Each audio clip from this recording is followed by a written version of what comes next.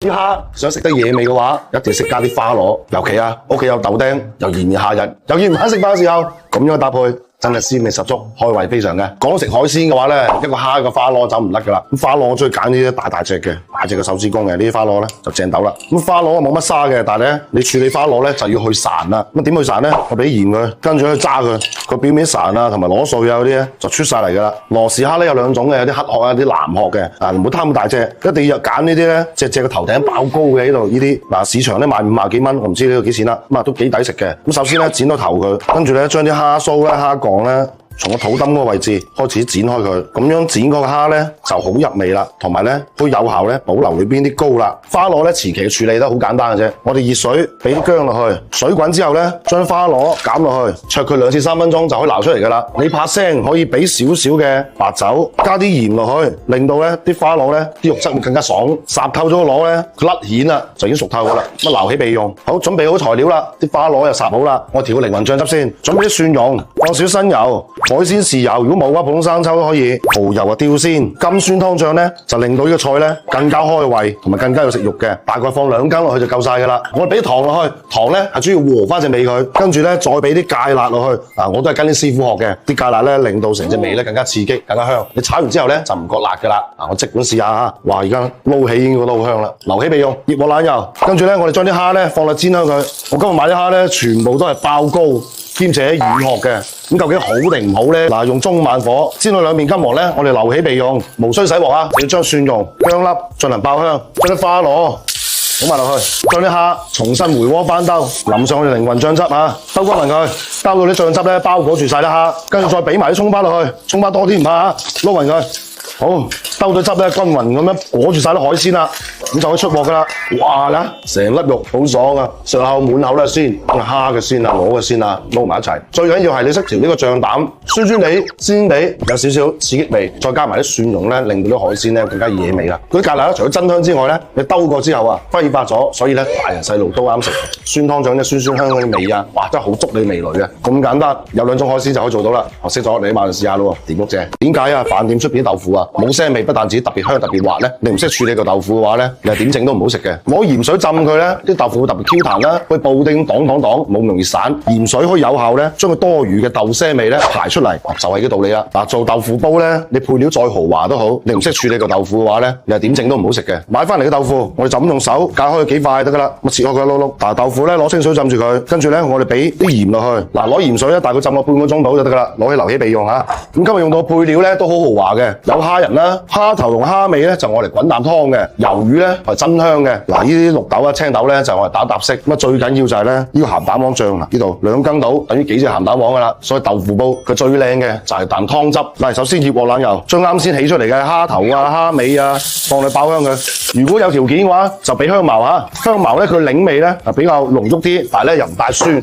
係東南亞一帶呢好常用嘅一種調味料嚟嘅。喺煎香嘅過程裏邊呢，我哋呢不時呢就用鑊鏟啊去壓啲蝦頭佢。你睇佢呢邊精華呢，壓出嚟，個蝦紅素呢，全喺晒蝦頭啊、蝦殼嗰度嘅。你我嚟滾啖湯俾瘦仔飲嘅話呢，就特別好嘅。好，煎到差唔多啦，俾滾水，保持大火，吸蓋，熬佢10分鐘，將裏邊啲蝦紅素、裏邊啲好嘢熬晒出嚟。OK 啦，時間到啦，啖蝦湯滾出嚟啦，我哋隔起啲蝦頭啊、啲蝦渣佢啊，我就要啖湯得㗎啦。跟住呢，我哋開啲滾水落去，灑一啲海鮮佢，同埋啲魷魚啊放落去，大概係10秒鐘，一捲埋就馬上撈出啦，唔係嗰老啊，陣間就唔好食㗎啦。重新熱鑊冷油，油呢我哋用豬油啊，咁樣做出嚟嘅菜呢先會香嘅。咁啲豆腐香唔香嘅話就好睇呢樣嘢嘅。俾少薑粒、蒜粒打爆香佢先，調慢火放蛋黃醬。如果屋企你真係咁有心機，自己去蒸熟啲鹹蛋，跟住再自己慢慢研開佢嘅話都可以。但係如果有蛋黃醬呢，就方便好多啦。將蛋黃醬呢炒到起沙，將豆腐呢放落去，慢慢推開佢，去吸收下蛋黃啊同埋豬油啊，仲有其他配料嘅香味，唔使咁大力翻動佢嘅，開到最大火，將頭先蝦湯啊倒翻落去，倒個面啊，跟住呢個時候呢，就簡單調味嚇，俾啲鹽落去，同樣嘅鹽呢，就放翻同樣嘅糖去和翻佢，學下啲格結冷咁樣，俾幾滴魚露真香真鮮，胡椒粉進一步提香。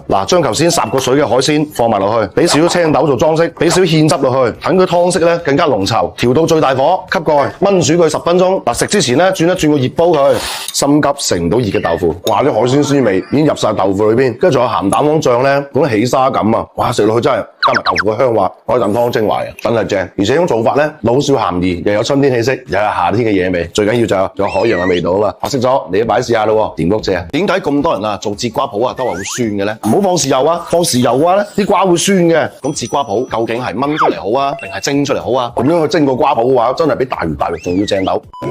識飲識食人生積極啊！呢個天時咧，啲瓜果類咧就特別靚仔嘅，黑毛節瓜最為當造啦。咁但係佢唔係毛黑色，只不過咧係綠到咧啲發青，人哋叫黑毛節瓜。要揀呢啲咧，啲毛絨咧密集集嘅，好似針咁樣識得手嘅呢啲咧，啲瓜就證明靚啦。如果你話揀啲稀囉嗦嘅，睇到好整齊嘅棚瓜咧就冇咁靚仔啦。佢個皮咧先係好嘢嚟嘅，咁我刮走啲毛啊，同埋出邊嘅青就得噶啦，就唔好批佢嗱。好似我攞啲刀仔啊，或者攞個可樂樽蓋啊，刮走佢得噶啦。嗱，刮咗毛嘅黑毛節瓜咧，記得保留呢浸皮，呢浸皮先香嘢嚟嘅。跟住一開死去囊，輕輕介上井字花刀，咁呢瓜咧就好入味啦，就香啦。改好晒刀啦，輕輕擺平佢，俾幾片薑片，俾少許鹽花，叫做幫佢殺一殺青，俾少底味，同埋咧有鹽嘅加持底下咧，陣間蒸嘅時候咧佢就快軟啦。俾少糖和翻佢，面頭咧再鋪啲瑤柱，一般家庭咧都係鋪瑤柱蝦米去炆呢個節瓜嘅，或者蒸呢個節瓜嘅。但今日咧我係靚仔啲啦，用呢個瑤柱醬，因為佢成啱都係瑤柱嚟嘅，咁裏邊有蝦有剩咁樣，一醬就搞掂啦，就唔使搞到自己咁複雜啦。所有前工序搞掂晒啦，我就放落鑊蒸，保持大火蒸10分鐘，再調翻慢火，再蒸到20分鐘，全程半粒鐘。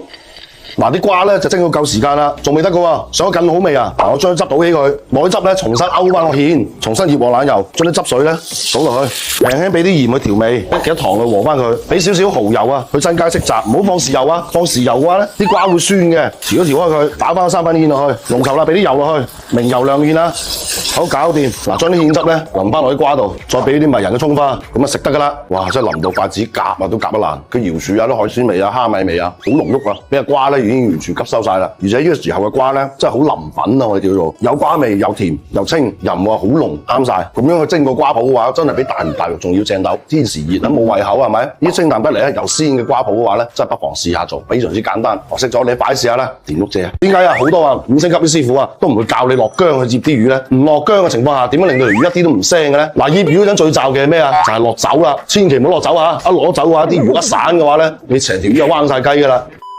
嗱，市場買翻啲鱸魚嘅話咧，你係叫賣魚佬咧幫你劏，你就唔使自己屋企整咁麻煩啦。咁嗰啲筋膜啊、肚裏邊嗰啲白色膜啊，你就刮到佢。如果刮唔甩，你就借老豆嘅陳年牙刷嚟刷咗佢，咁就唔腥噶啦。嗱，就咁樣斬件，起到骨出嚟，兩邊魚柳同埋連個魚腩切成鋼琴刀。點解啊？好多啊5星級啲師傅啊都唔會教你落薑去醃啲魚咧，因為魚啊你落薑落去嘅話就鎖住泥味同腥味喺度，佢散唔到出嚟。你整好陣就好香啊，2分鐘唔到，啲腥味就重新出翻嚟啦。唔落薑嘅情況下，點樣令到條魚一啲都唔腥嘅咧？首先就係鹽啦，鹽唔單止可以拿走佢啲潺，同埋可以去除咧佢魚血啊。咁去走咗魚血之後咧，聞腥咯。油咧亦係起醃製作用嘅，我要攞新油幫佢添香嘅，再俾少少生粉去撈佢，撈到咧我哋摸落去有陣加醬潺喺度啦。嗱，呢啲腥味來源嚟嘅。咁樣撈過之後咧，你薑啊、葱啊、乜嘢香料都唔使放，條魚咧就自然腥噶啦。撈勻之後咧，我哋就醃製10分鐘。嗱，醃魚嗰陣最罩嘅係咩啊？就係落酒啦，千祈唔好落酒啊！一攞酒嘅話，啲魚一散嘅話咧，你成條魚就彎晒雞噶啦。嗱，啲魚咧就醃到夠晒身啦，我準備滾水洗走潺佢，佢一啲腥味冇噶啦。嗱，淥過佢一下，馬上就撈起，唔係叫淥熟佢啊，係洗走表面啲潺噶，撈起佢。我準備嘅砂鍋，如果冇嘅話咧，用隻鑊都可以嘅，俾少油落去，保持慢火。首先將啲蒜蓉咧爆一爆香佢，將番茄仔咧對半切開放落去，將我哋淥過嘅鱸魚咧慢慢擺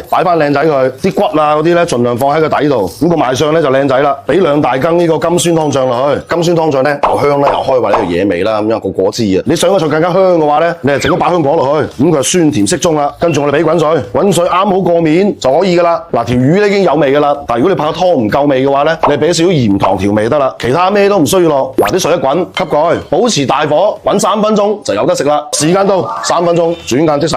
哇！嗱，點判斷條魚熟唔熟咧？咁樣你見到頭啊，啲眼珠仔咧爆晒出嚟，個嘴唇咧顯起晒嘅，咁條魚係熟到透晒噶。咁我再俾啲青桔仔，佢搭一搭色，等佢靚仔啲睇落去，同埋咧佢個檸香味又令到個菜咧更加開胃，放翻百香果落去裝飾。呢道大菜咧就有得食噶啦。哇！真係好正，好嫩滑，蒜子肉啊！嗱，咁樣處理過再煮嘅魚嘅話，啲肉咧係鮮香嫩滑，唔腥不但止，仲食得到啲魚鮮魚啊嗰種甜啊。特別我哋4大家魚咧都可以用呢個方法處理佢，唔需要落薑嘅，佢自然咧一啲都唔腥，非常之正斗。呢個湯先開胃啊！哇，百香果香啦，仲有一酸湯嘅酸野味啦咁樣。由於有個好味嘅辣，所以咧大人細路都放心食，而且做法好簡單嘅啫。學識咗你都擺試下啦，非常之開胃噶。田碌蔗嗱，呢個時節咧啲雨水又多嚇，一冷一熱嘅話啲人都好唔濕滯嘅，特別係攞木瓜嚟煲啲清潤嘅湯嘅話，你木瓜揀錯咗嘅話咧，唔單止潤唔翻啊，可能仲會燥噶噃。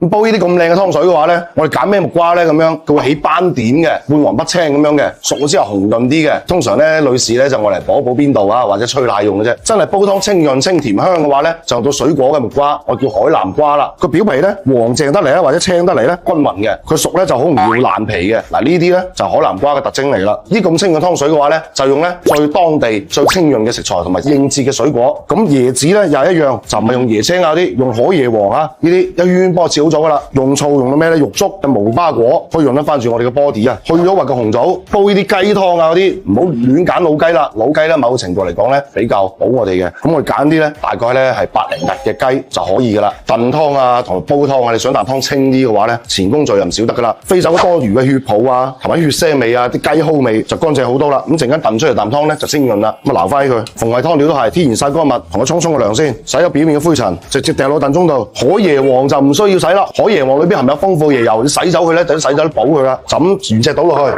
咁我哋呢度呢，就大概一家3、4口人飲嘅話呢，幾圈就夠晒噶啦。沖個熱水涼嘅雞肉放埋落去，俾煲滾咗嘅純正水，再俾兩片薑嚇，吸蓋燉佢2粒鐘。咁期間呢，我哋準備切嚿木瓜，提前呢半個鐘放落去，咁樣呢啖湯呢就夠清甜夠清潤啦。切開咗木瓜之後呢，囊同埋籽呢啲位置呢，記得刮乾淨佢。咁你煲出嚟湯呢，就唔會起結味啦。咁木瓜呢去咗籽之後呢，你就切開佢，用半隻木瓜就夠晒噶啦。跟住呢，剷咗個皮佢，淨係保留啲肉。個湯呢就燉到夠晒時間噶啦。睇咩情況先？哇，好香啊！一打開啲椰子味真係不得了。嗱，呢個時候呢，我就放埋啲木瓜落去。記住啊，係水果木瓜，唔係本地木瓜。繼續燉佢半個鐘，咁就有湯飲噶啦。哇，真係好香！呢個水果木瓜嘅鮮香，仲有海椰黃嗰隻濃郁嘅椰香味。成啖湯係甜嘅，啲雞肉又係將啲精華熬晒出嚟，成啖湯咧睇落去咧清啦、甘啦、香啦、甜啦、潤啦。呢啖湯真係男女老少都啱使。啲木瓜咧，我哋後下之後咧，佢唔會爛啦，食落去又清甜，成啖湯有湯飲、有肉食，又有水果食，真係非常正斗。最緊要係做法簡單，學識咗你馬上試下咯